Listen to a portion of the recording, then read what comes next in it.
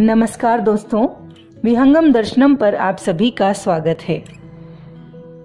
आज मैं जिस कहानी के साथ यहाँ उपस्थित हूँ उस कहानी का शीर्षक है चित्तौर उद्धार। दीपमालाएं आपस में कुछ हिल हिल कर इंगित कर रही हैं, किंतु मौन है। सज्जित मंदिर में लगे हुए चित्र एकटक एक दूसरे को देख रहे हैं। शब्द नहीं है। शीतल समीर आता है, किंतु धीरे से वातायन पथ के पार हो जाता है। दो सजीव चित्रों को देखकर वह कुछ नहीं कह सकता है। पर्यंक पर भाग्यशाली मस्तक उन्नत किए हुए चुपचाप बैठा हुआ युवक स्वर्ण पुतली की ओर देख रहा है, जो कोने में निर्वात दीप शिखा की तरह प्रकोष्ठ को आलोकित किए हुए है।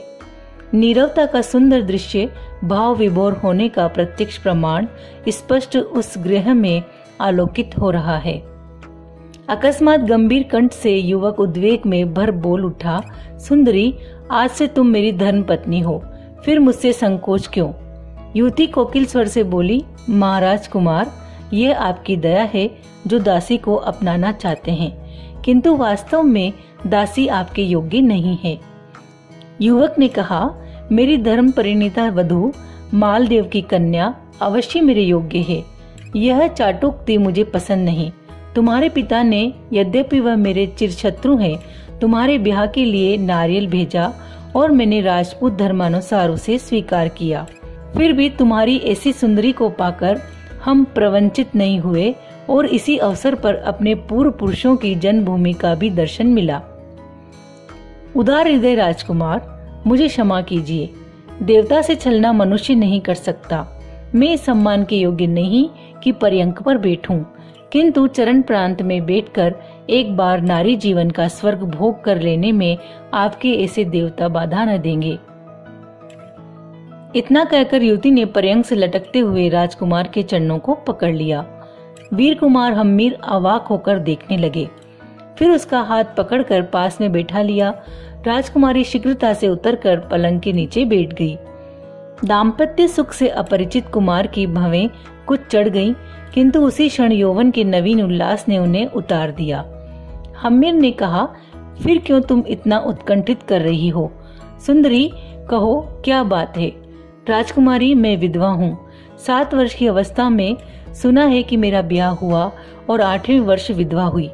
यह भी सुना है कि विधवा का शरीर अपवित्र होता है। तब जगत पवित्र शिशोदिया कुल के कुमार को छूने का कैसे साहस कर सकती हूँ? हम्मीर, है तुम क्या विधवा हो? फिर तुम्हारा ब्याह पिता ने क्यों किया? राजकुमारी ने कहा, केवल देवता को अपमानित करने के लिए। हम्मीर की तलवार में स्वयं एक झनकार उत्पन्न हुई। फिर भी उन्होंने शांत होकर कहा, अपमान इससे नहीं होता, किंतु परिणीता वधू को छोड़ देने में अवश्य अपमान है। राजकुमारी ने कहा, प्रभो, पतिता को लेकर आप क्यों कलंकित होते हैं? हम्मीर ने मुस्कुराकर कहा, ऐसे निर्दोष और सच्चे रत्न को लेकर कौन कलंकित हो सकता है? राजकुमारी संकुचित हो गई। हम्मीर ने हाथ पकड़कर उठाकर पलंग पर बैठाया और कहा, आओ, तुम्हें मुझसे समाज संसार कोई भी नहीं अलग कर सकता। राजकुमारी ने वाष्परुद्ध कंठ से कहा, इस अनाथिनी को सनाथ करके आपने चिर ऋणी बनाया और विहल होकर हम्मीर के अंक में सिर रख दिया। केलवाड़ा प्रदेश के छोटे से दुर्ग के एक प्रकोष्ठ में राजकुमार हम्मीर बैठे हुए चिंता में निमग्न हैं। सोच रहे थे, जिस दिन मुंज का सिर मैंने काटा उसी दिन एक भारी बोझ मेरे सिर दिया गया। वह पितृव्य का दिया हुआ महाराणा वंश का राज तिलक है। उसका पूरा निर्वाह जीवन भर करना कर्तव्य है। चित्तौर का उद्धार करना ही मेरा प्रधान लक्ष्य है। पर देखूं ईश्वर कैसे इसे पूरा करता है। इस छोटी सी सेना से यथोचित धन का अभाव रहते वह क्यों कर हो सकता है? रानी मुझे चिंताग्रस्त देखकर यही समझती है कि विवाह ही मेरे चिंतित होने का कारण है। मैं उसकी ओर देखकर मालदेव पर कोई अत्याचार करने पर संकुचित होता हूँ। ईश्वर की कृपा से एक पुत्र भी हुआ, किंतु मुझे नित्य चिंतित देखकर रानी पिता के यहाँ चली गई है। यद्यपि देवता पूजन करने के लिए ही वहाँ उनका जाना हुआ है, किंतु मेरी उदासीनता भी कारण है। भगवान एक लिंगेश्वर कैसे इस दुस्साध्य कार्य को पूर्ण करते हैं, ये वही जाने। इसी तरह की अनेक विचार तरंगे मानस में उठ रही थीं। संध्या की शोभा सामने की गिरी श्रेणी पर अपनी लीला दिखा रही है, किंतु चिंतित हम्मीर को उसका आनंद नहीं। देखते देखते अंधकार ने गिरी प्रदेश को ढांक लिया। हम्मीर उठे, वैसे ही द्वारपाल ने आकर कहा, महाराज विजयी हूँ। चित्तौड़ से एक सैनिक महारानी का भेजा हुआ आया है। थोड़ी ही देर में सैनिक लाया गया और अभिवादन करने के बाद उसने एक पत्र हम्मीर के हाथ में दिया। हम्मीर ने उसे लेकर सैनिक को विदा किया और पत्र पढ़ने लगे। प्राणनाथ जीवन सर्वस्व के चरणों में कोटिशः प्रणाम। देव, आपकी पूजा ही मेरे लिए कुशल है। मुझे यहाँ आए इतने दिन हुए, किंतु एक बार भी आपने पूछा नहीं। इतनी उदासीनता क्यों? क्या साहस में भरकर जो मुझे आपने स्वीकार किया उसका प्रतिकार कर रहे हैं? देवता, ऐसा न चाहिए। मेरा अपराध ही क्या? मैं आपका चिंतित मुख नहीं देख सकती, इसीलिए कुछ दिनों के लिए यहाँ चली आई हूँ, किंतु बिना उस मुख के देखे भी शांति नहीं। अब कहिए क्या करूँ?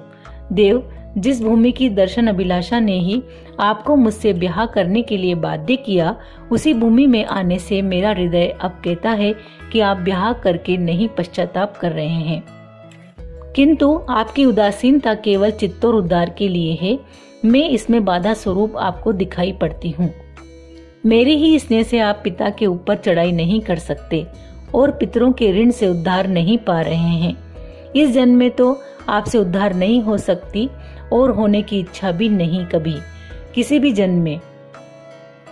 चित्तौड़ अधिष्ठात्री देवी ने मुझे स्वप्न में जो आज्ञा दी है, मैं उसी कार्य के लिए रुकी हूँ। पिता इस समय चित्तौड़ में नहीं है, इससे यह न समझिए कि मैं आपको कायर समझती हूँ, किंतु इसलिए कि युद्ध में उनके न रहने से उनकी कोई शारीरिक क्षति नहीं होगी। मेरे कारण जिसे आप बचाते हैं वह बात बच जाएगी। सरदारों से रक्षित चित्तौड़ दुर्ग के वीर सैनिकों के साथ सम्मुख युद्ध में इस समय विजय प्राप्त कर सकते हैं।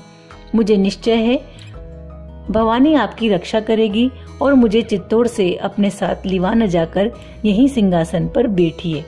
दासी चरण सेवा करके कृतार्थ होगी। चित्तौड़ दुर्ग के सिंह द्वार पर एक सहस्त्र राजपूत सवार और उतने ही भील धनुर्धर पदातिक उन्मुक्त शस्त्र लिए हुए महाराणा हम्मीर की जय का भीमनाद कर रहे हैं। दुर्ग रक्षक सचेष्ट होकर बुर्जियों पर से अग्नि वर्षा करा रहा है, किंतु इन दृढ़ प्रतिज्ञ वीरों को हटाने में असमर्थ है। दुर्ग द्वार बंद है। आक्रमणकारियों के पास दुर्ग द्वार तोड़ने का कोई साधन नहीं, तो भी वे अदम्य उत्साह से आक्रमण कर रहे हैं।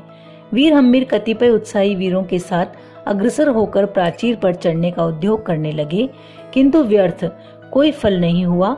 भीलों की बाण वर्षा से हम्मीर का शत्रु पक्ष निर्बल होता था, पर वे सुरक्षित थे। चारों ओर भीषण हत्याकांड हो रहा है।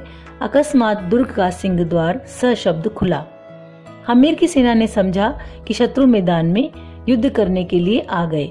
बड़े उल्लास से आक्रमण किया गया, किंतु देखते हैं तो सामने 100 शतराणियां हाथ में तलवार लिए हुए दुर्ग के भीतर खड़ी हैं। हम्मीर पहले तो संकुचित हुए, फिर जब देखा कि स्वयं राजकुमारी ही उन शतराणियों की नेत्री है और उनके हाथ में भी तलवार है, तो वह आगे बढ़े। राजकुमारी ने प्रणाम करके तलवार महाराणा के हाथों में दे दी।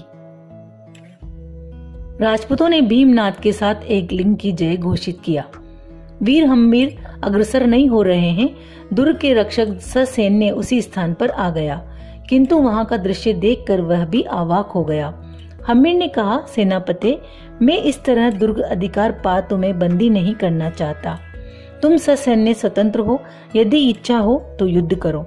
चित्तौड़ दुर्ग राणा वंश का है, यदि हमारा होगा तो एकलिंग भगवान की कृपा से उसे हम हस्तगत करेंगे ही।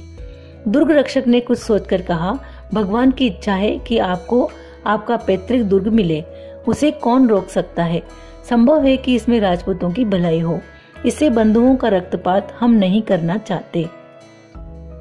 आपको चित्तौड़ का सिंहासन सुखद हो, देश की श्री वृद्धि हो, हिंदुओं का सूर्य मेवाड़ गगन में एक बार फिर उदित हो। भील राजपूत शत्रुओं ने मिलकर महाराणा का जयनाद किया। दुंदुभी बज उठी। मंगल गान के साथ सपत्नी हम्मीर पैतृक सिंहासन पर आसीन हुए। अभिवादन ग्रहण कर लेने पर महाराणा ने महिषी से कहा, क्या अब भी तुम कहोगी कि तुम हमारे योग्य नहीं हो?